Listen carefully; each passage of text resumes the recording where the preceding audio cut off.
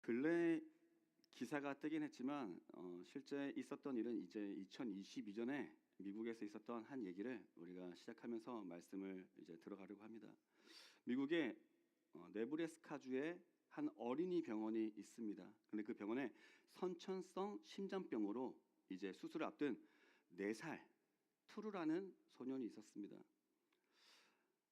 이 소년이 이제 수술하는 가운데 동행할 원래 예정이었던 위탁 가정복지사가 있었는데 당시 코로나19 확진으로 인해서 오지 못했다고 합니다. 그래서 혼자 이제 수술실에 남겨져서 두려움에 떨고 있었습니다. 그리고 이 모습을 보고 있던 한 사람이 있었습니다.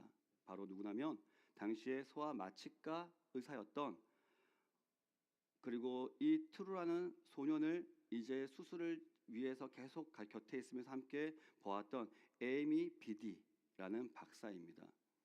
이 비디 박사는 트루에게 저렇게 또 작고 연약하게 혼자 괴로움을 견디고 있는 친구를 위해 따뜻한 집과 안아줄 가족이 정말 필요하겠다라는 생각이 그를 보면서 그냥 들었다고 합니다. 그래서 이 비디 박사는 이미 슬하에 6명의 자녀를 두고 있었습니다. 그럼에도 불구하고 다시 남편과의 상의 끝에 이 투르라는 소년을 7번째 자녀로 입양하기로 결단을 했다고 합니다. 자, 놀랍지 않습니까? 그 자기가 수술하던 소년을 그 혼자 있는 모습이 너무 안타까워서 그 연민 가운데 우리가 가족이 되어줘야 되겠다 하고 입양을 결심했죠. 그런데 더 놀라운 게 있어요. 이게 뭐냐면 이 트루에게는 자기뿐만 아니라 또 흩어질 위기에 처했던 5명의 친남매가 있었다는 거예요. 실제로 가족들이. 그래서 이것을 알게 된 비디 박사는 아이들이 서로 헤어지지 않도록 주변에 도움을 청하기 시작합니다. 그래서 이 사랑은 놀라운 나비 효과를 불러일으키는데요. 바로 누구냐면 비디 박사의 여동생 부부, 그리고 시누이 부부, 병원 동료 의사 부부가 남은 5남매를 각각 입양하게 된 거예요. 주변으로부터 그 사랑을 알고 또 같이 다시 시작을 한 거죠.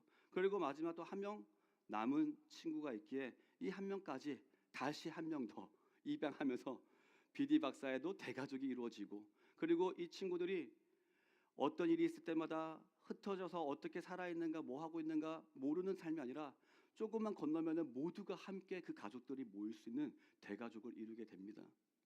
어떻습니까? 제가 이렇게 그냥 구두로 딱딱하게 얘기해서 그렇지 보고 있으니 정말 되게 가슴이 뜨거워지더라고요. 이런 사랑이 아직까지도 이렇게 역시나 살아있구나. 그런데 이렇게 우리가 보며 감동할 수 있는 사랑과는 비교할 수 없는 더 큰 사랑의 이야기가 우리가 늘 듣는 예수님의 이야기입니다. 오늘 말씀을 통해서 예수님이 어떻게 제자들을 그리고 우리를 사랑하셨는가, 지금도 사랑하고 계신가를 깊이 깨닫기를 바랍니다. 그리고 이 위대한 사랑의 힘으로 그로 인해 우리도 그럼에도 불구하고 주님이 우리를 먼저 그럼에도 불구하고 사랑하셨기에 우리도 그럼에도 불구하고 사랑하며 살아가는 진짜 예수님의 제자들이 될 수 있기를 간절히 바랍니다. 6월절 전날이에요. 예수님께서 이제 십자가 고난을 당하시기까지 불과 몇 시간을 놔두지 않고 있었습니다.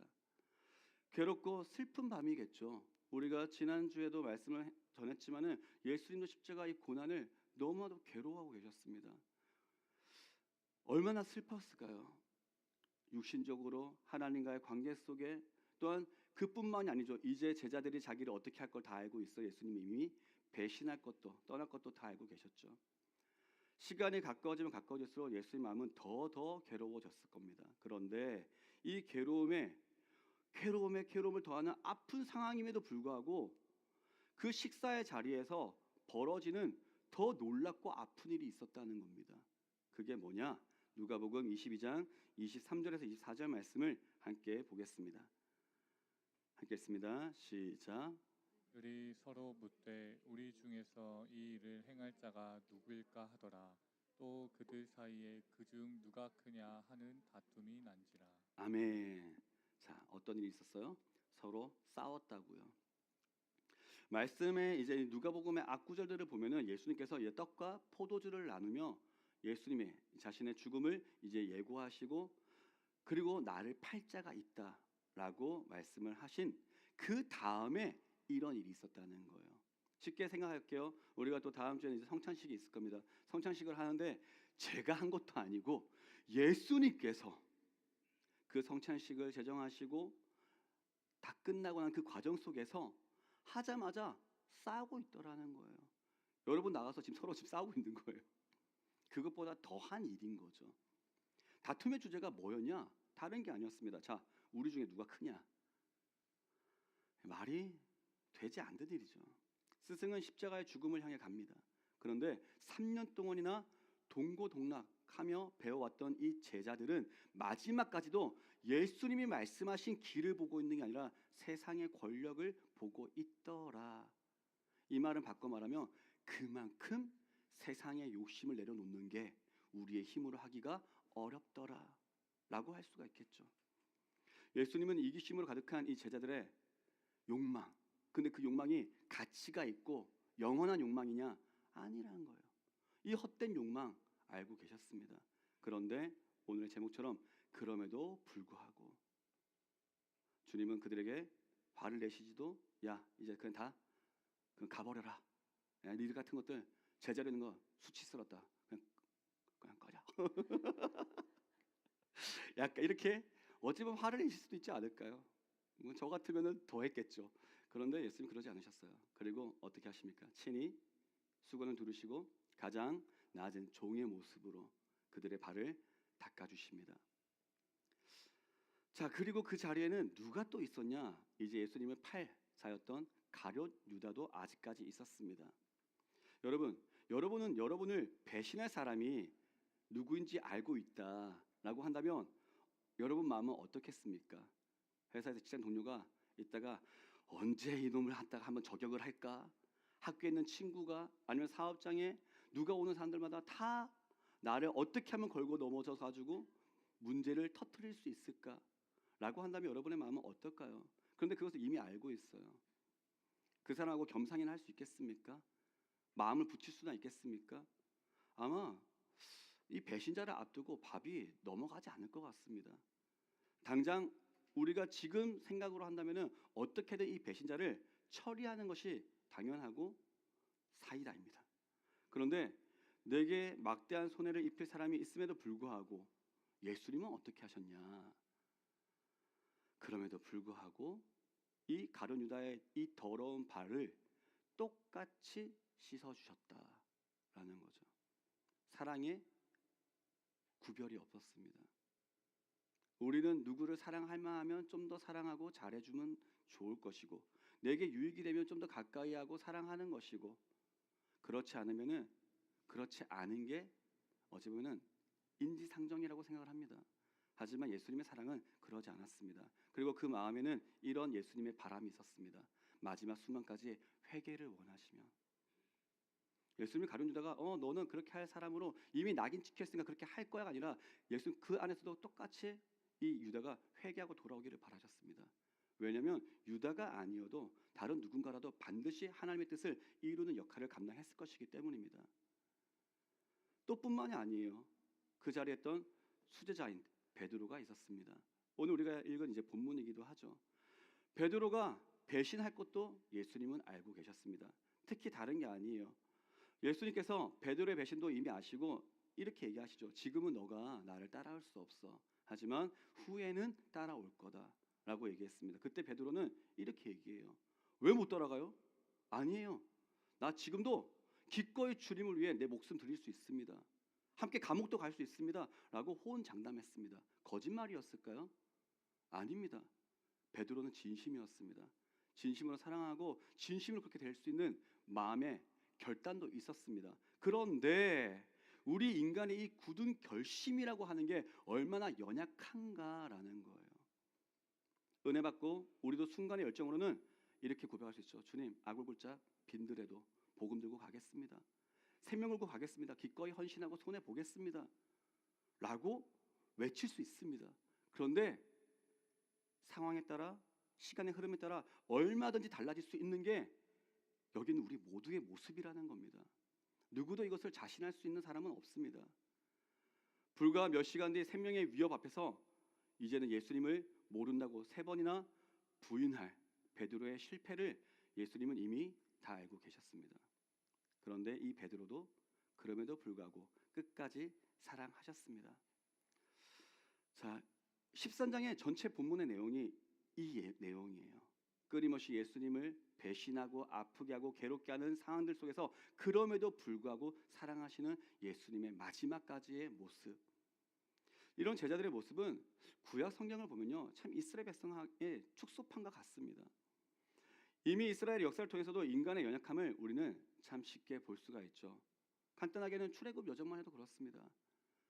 출애굽시킨 게 얼마나 놀라운 하나님의 역사였습니까? 10가지 재앙을 통해서 이스라엘 백성들을 구원해 주십니다. 기적을 통해서 나올 수 있게 살아계신 하나님이심을, 이집트의 그 어떤 신도 가짜 신과 비교할 수 없는 참 신이심을 보여주셨어요. 그들 쫓아왔던 기마병들을 홍해를 가르시고 덮으셔가지고 이스라엘 백성을 구원하시고 그들을 침몰하게 하신 능력의 하나님을 경험케 하셨습니다. 만나를 먹이시고 메추라기를 먹이시고 옷이 해지지 않게 하시고 불기둥과 구름기둥으로 끊임없이 보호하시며 그들을 이끌어 오셨습니다. 이스라엘 백성들은 조금만 힘들면 원망했습니다. 더 나아가서는 모세가 십계명을 받으러 올라갔을 때 금송아지를 만들어 우상 숭배까지 빠졌었습니다. 이후에는 또 어떻습니까? 가나안 전복 전쟁, 사사 시대, 왕정 시대까지 하나님을 수없이 아프게 하고 배신했습니다. 어찌 보면 이미 수도 없이 이스라엘 백성들은 그냥 너희가 어떻게 선택된 백성이냐, 너희들 말고 다른 백성으로 내가 다시 새롭게 하리라 하실 수도 있었어요. 하지만 그럼에도 불구하고 하나님은 끝까지 그들을 포기하지 않으셨습니다. 구약의 끝자락까지 오면서도 선지자를 통해 이렇게 외쳤죠. 끝없이 여호와께 돌아오라 라고 외쳤습니다. 그래도 이스라엘 백성들은 돌아오지 않았습니다.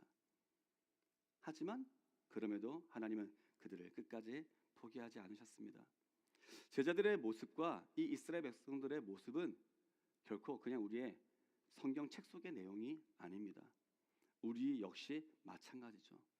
우리도 주님을 따른다고 하지만 여전히 세상에서 높아지기 위해, 내 안전을 위해, 아니면 교회에서도 높아지기 위해, 이 안전을 위해 하나님을 또 따르고 애쓰는 우리의 교만이, 우리의 욕심이 있지는 않습니까? 주님을 따르는데 그리스도인답게 사는데 희생이 필요하게 된다면은 그때는 또 수고가 필요할 때가 오면 귀찮아지면은 때로는 아니면 그냥 싫을 때도 있겠죠. 그렇게 되면은 합리화를 합니다. 아, 이래서 그런 거야. 인간은 연약한지라. 끊임없이 어떤 합리화를 하며 나아가는 가룟 유다의 계산이 우리에게도 있습니다. 언젠가는 오직 예수, 오직 믿음으로 살 것처럼 결심도 합니다. 하지만 내 자존심이 꺾여야 될 때, 아니면 욕심이 꺾여야 될 때는 그거 하나 꺾지 못해서 혈기를 부리고 넘어지는 베드로 같은 연약함도 우리에게 있다는 것이죠. 그런데 주님은 우리의 그 악함과 연약함을 다 알고 계시면서도 그럼에도 불구하고 여기 있는 저와 여러분을 모두를 사랑하고 있습니다. 이처럼 그럼에도 불구하고 끝까지 사랑하시는 예수님은 제자들에게 그리고 오늘 우리에게 중요한 계명을 주셨습니다. 34절에서 35절 말씀 함께 보겠습니다. 시작. 서로 사랑하라. 내가 너희를 사랑한 것 같이 너희도 서로 사랑하라. 너희가 서로 사랑하면 이로써 모든 사람이 너희가 내 제자인 줄 알리라. 아멘. 예수님께서 새 계명을 너에게 준다라고 말씀하십니다. 왜 이것이 새 계명일까요? 구약에서 보면은 하나님께서 주셨던 십계명에도 이웃을 사랑하는 말씀이 있습니다. 그런데 이 계명의 기준이 완전히 달라진 것입니다. 예수님은 율법을 폐하러 오신 게 아니라 완성하러 오셨다라고 말씀하십니다. 그러면 이전의 율법은 어땠습니까? 이웃을 사랑하는데 뭐와 같이 사랑했냐? 자기 몸과 같이 사랑해라 라는 게 옛 계명이었습니다. 그렇다면 이 계명은 어디에 기준을 두고 있는 거예요? 자기 사랑에 기준을 두고 있는 거예요. 우리는 이것도 되게 큰 사랑이라고 생각하지만 한계가 있는 사랑이 될 수밖에 없습니다. 그런데 이제는 이것을 어떻게 말씀하십니까? 내가 너희를 사랑한 것 같이. 예수님의 우리를 향한 사랑, 하나님의 우리를 향한 사랑으로 더 높아지고 완성된 개념으로 새로 주시게 된 것입니다. 그래서 새 계명이에요. 즉 이제는 배신과 실패를 다 아시면서도 끝까지 안아주시는 예수님의 사랑, 그럼에도 불구하고의 사랑이 이제는 우리의 기준이 되었다라는 것이죠. 예수님의 사랑을 아는 자는, 그리고 십자가의 이 은혜를 진짜로 경험한 사람은 서로 사랑해야 하고요, 사랑할 수 있어야 합니다. 지난주 요한복음 12장 26절의 말씀처럼 예수님을 섬기는 자는 예수님이 가신 그 길을 따라가는 자이기 때문입니다. 성경의 모든 말씀을 하나님의 진리로 받으십니까? 그러면 그 말씀대로 행하는 것, 그것이 살아있는 믿음이라고 성경은 말합니다. 우리의 신앙 고백은요, 입술에 머무르는 것으로만 끝나면 안 됩니다. 우리가 서로를 어떻게 사랑하고 있는가, 옆에 계신 분들 한번 보십시오. 사랑하고 계십니까? 네. 어떻게 한 주도 사랑해 오셨습니까? 여기에 함께 있지 않지만 여러분의 가족과 또 여러분 함께하는 이들을 어떻게 사랑해 오셨습니까? 크게 내가 주님의 말씀을, 그 말씀의 법도를 내가 지켜나가겠다, 다른 거 다 우리가 헷갈리고 넘어질 수 있다 할지라도 꼭 기억하고 또 기억해야 될 말씀은 서로 사랑하는 것입니다. 그리고 하나님을 사랑하는 것입니다. 그때 비로소 35절의 말씀처럼 모든 사람이 너희가 내 제자인 줄을 알게 되리라. 그리고 하나님께 영광이 되리라 라고 말씀하십니다. 그렇다면 우리는, 자 이제 중요하죠. 어떻게 내게 상처 주는 사람을, 품기 힘든 형제를 그럼에도 불구하고 사랑할 수 있을까라는 겁니다. 예수님이 그럼에도 불구하셨으니까 여러분 사랑하십시오, 무조건 참으십시오 라고만 하는 그저 율법적인 가르침입니까요? 아닙니다. 성경은 결코 우리의 힘으로, 우리의 의지는 같더라도 그 의지를 갖고 다 할 수 없다라고 분명히 한계를 얘기합니다. 그래서 언제나 먼저 기억해야 될 것이 이것입니다. 먼저 예수님의 사랑을 경험해야 합니다. 예수님이 우리를 얼마나 사랑하시는지, 그리고 그 괴로운 고통의 십자가를 지심으로 우리를 살리시고 하나님의 자녀로 회복시키셨구나 라는 이 복음의 감격이 먼저 우리에게 충만하게 경험되어져야 됩니다. 교회 10년, 20년, 30년 다녔다, 이게 중요한 게 아니에요. 여러분이 다시 한번 묻습니다. 여러분의 이 십자가 복음에 예수님의 그 희생의 감동이 얼마나 크게 있습니까? 주께서 주신 모든 은혜 나는 말할 수 없네 라는 이 찬양의 고백이, 여러분 찬양이 우리가 고백될 때 진짜 그 은혜 감동해서 부르는 것도 있지만은 그것이 내게 지금 난 아직 이런 경험을 못했는데 라고 할 때도 있습니다. 아니면 잘 안 되는데 라고 할 때도 있어요. 그럼 그때는 하나님 이 찬양의 가사처럼 제가 경험이 되게 하여 주시옵소서 라는 믿음의 고백으로 곡조 붙은 기도인 찬양을 드려야 되는 거예요. 그래야 우리의 신앙 생활이 헛되지 않습니다. 주님의 사랑을 경험하지 않고 신앙 생활을 한다? 이거는 이미 그 길 가다가 넌 넘어질 수밖에 없어 라는 한계를 이미 정해놓고 걷는 거예요. 하지만 주님의 사랑을 경험하게 될 때 비로소 우리는 사랑할 수 있는, 그리고 이 길을 끝까지 걸을 수 있는 동력을 얻게 되어지는 것임을 반드시 기억하시기를 바랍니다. 더 나아가서 또 하나님은 어떤 우리에게 은혜를 베풀어 주셨냐? 예수님 당시에는 그러지 못했어요. 하지만 우리에게는 지금 다른 게 있습니다. 부활하시고 승천하신 주님께서 우리에게 보혜사, 우리를 도우시고 인도하시는 성령 하나님을 보내주셨다는 겁니다. 누구든지 예수를 내 구주로 고백하는 자는 그 안에 성령님이 함께 하신다. 왜냐? 성령님이 아니고서는 예수님을 나의 주인으로 고백할 수 없다라고 성경은 얘기합니다. 여러분, 우리 안에 성령님이 계십니다. 그래서 이것을 인지하고 믿음을 갖고 고백하며 하나님 일하여 주시옵소서. 내 몸은 하나님의 전입니다. 내 안에 하나님이 함께 계십니다. 그러니까 내가 무엇을 하든지 어떻게 하든지 연약해질 때도 하나님 제게 힘을 더하여 주시옵소서. 주님의 사랑과 내 안에 역사하시는 성령님의 공급하심을 의지하게 하여 주시옵소서. 끊임없이 우리가 나아가는 것이죠. 이처럼 우리가 십자가의 은혜를 굳게 믿고 성령님을 의지할 때 우리의 힘으로 도저히 사랑할 수 없는, 언젠가는 원수와 같은 존재일지라도 그럼에도 불구하고 사랑할 수 있는 일들이 그렇게 되어야 있을 수 있음을 기억하기를 바랍니다. 그리고 또 한 가지 중요한 게 있습니다. 뭐냐면 믿음이 필요합니다. 예수님의 사랑을 경험해야 되고요. 믿음이 필요합니다.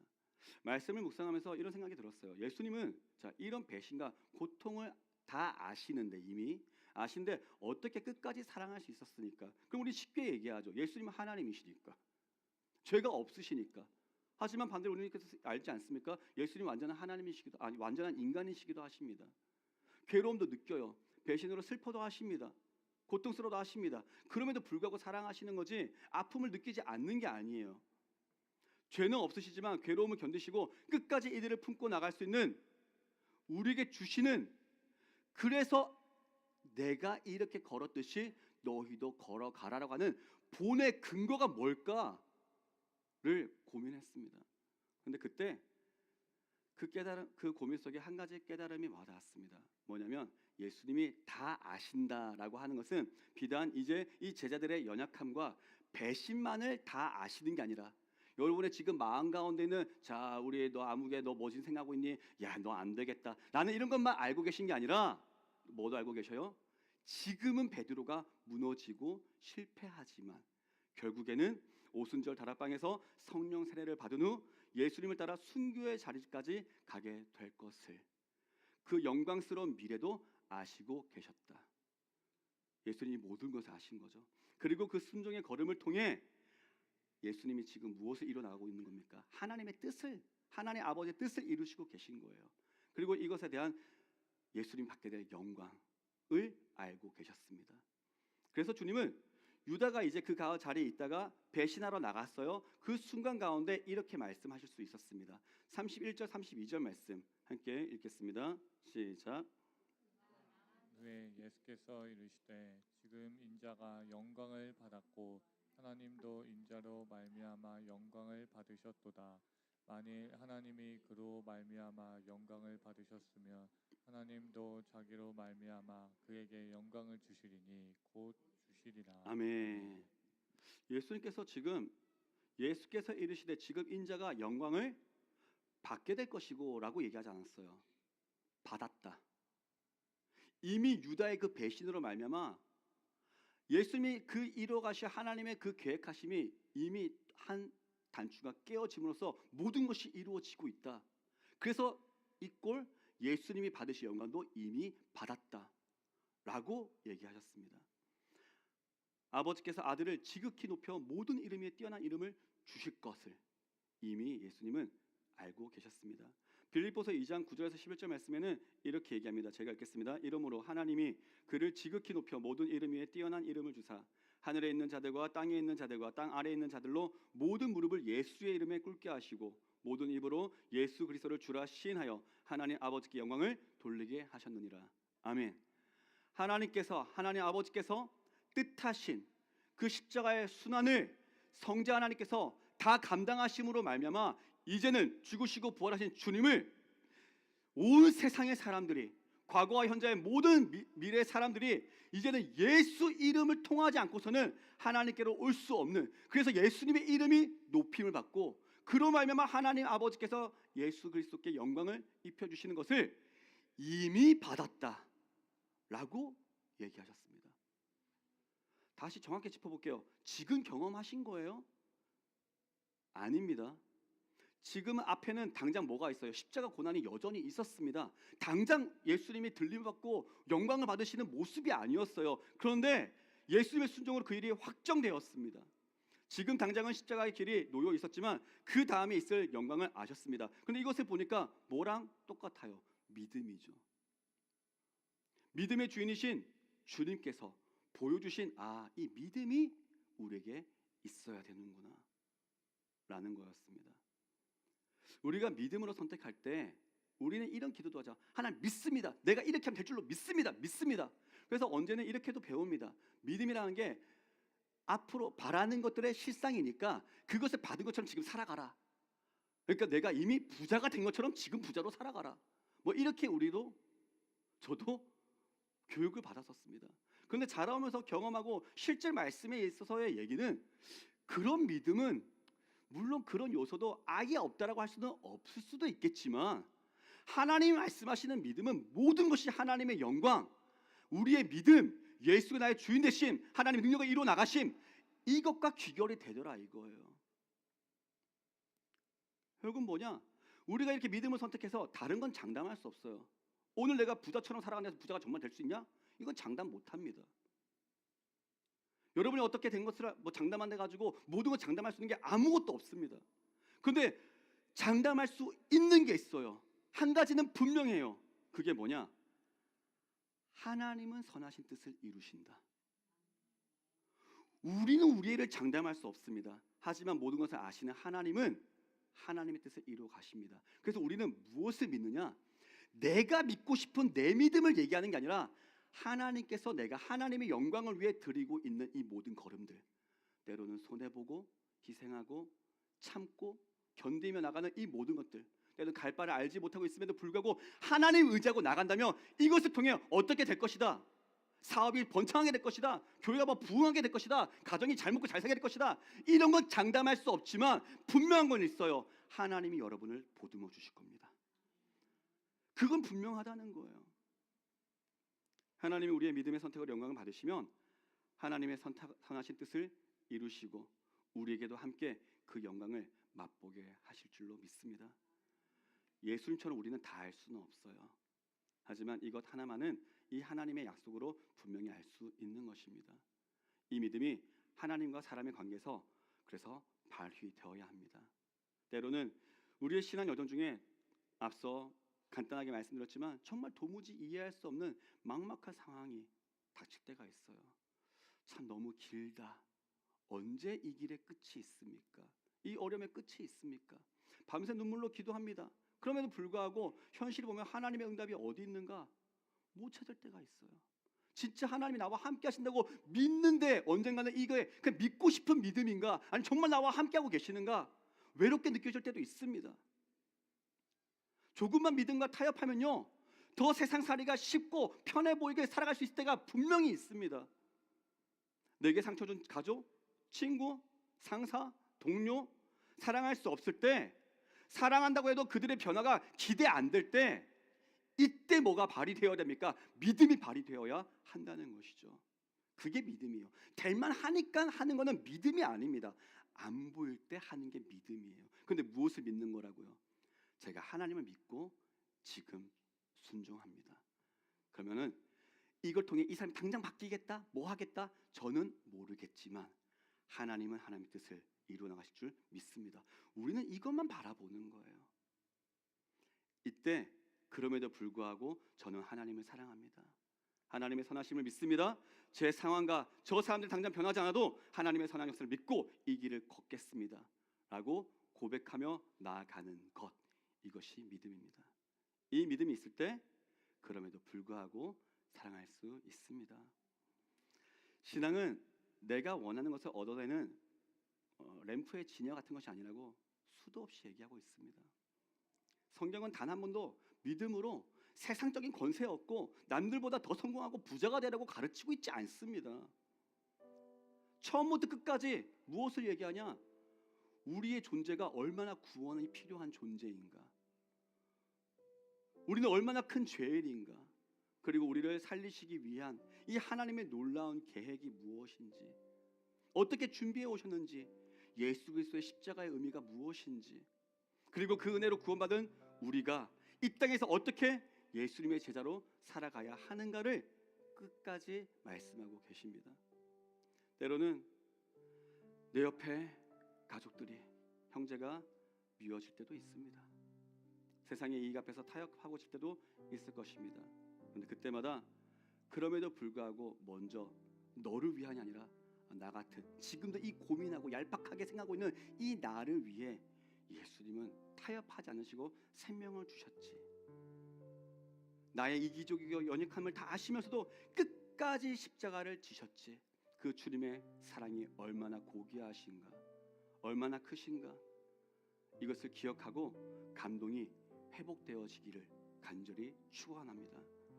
서론에서 나눈 에이미 비디 박사의 이야기가 한번 보세요. 진짜 감동적이라니까요.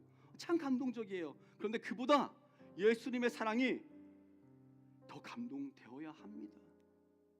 아무리 듣고 또 들어도 10년 듣고 20년 30년 듣고 아이 저거 맨날 내가 너무 익히 들어온 얘기가 아니라 하나님 늘 체크할 것은 나는 이 얘기 가운데 하나님의 그 실질적인 사랑 가운데 오늘 나의 심장은 뛰고 있습니까?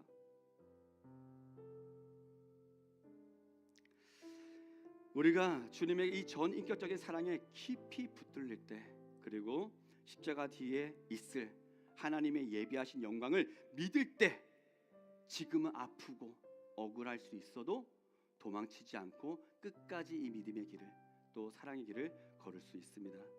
우리가 종료주일입니다. 그리고 이제 고난주간을 살아갑니다.